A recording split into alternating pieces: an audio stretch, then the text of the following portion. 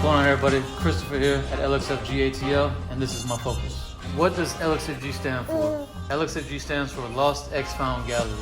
We specialize in returning lost items to the world. Where am I originally from? From Orlando, Florida. Been in Atlanta for like 14, 15 years, so I consider myself a native. Most common mistake when getting into the vintage game. For me personally, it was learning the lesson that just because it's old doesn't mean somebody's gonna buy it. Biggest struggle of running a store, the allocation of capital. You can't spend too much in one area and leave another area too thin. So like a guy I like to follow named James Whitner tells his people, we can't sink the ship. So that's like the biggest thing in running a store. You can't sink the ship by making a bad purchase, wrong location, like just certain things you gotta look out for. My favorite part of running the store, interaction with people. Seeing the look on somebody's face when the right piece goes to the right person, when they're so excited about buying a piece. Like that's the best part, just the interaction with people.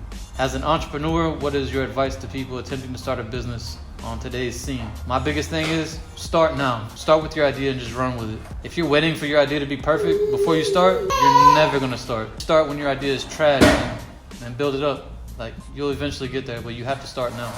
Most surprising customer at the store so far, what happened? I think the most surprising customer in store as of yet would be Mike Epps. Me and my son were just sitting here at the desk and this big pretty Escalade at the red light outside, and they were just staring at the store. A couple minutes later they did a U-turn, came in and showed a lot of love to the store. That was a huge thing for me.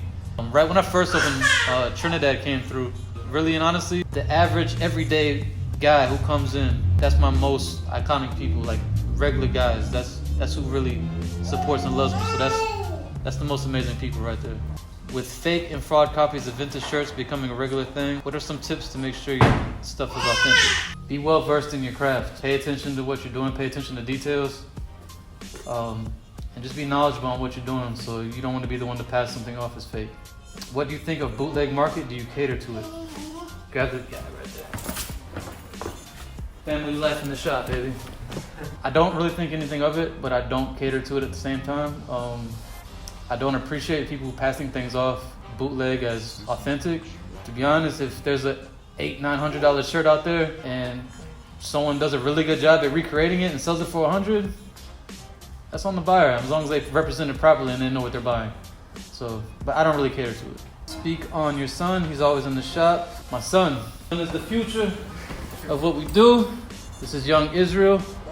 And this is what I deal with on a daily. Rough and tough little guy, you know what I mean? So do your thing, all right? My plans for the future is just growth.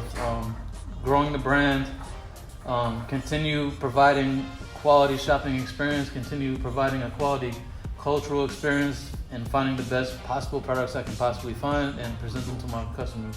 I'm just here to bring value to everybody, and that's our plans for the future.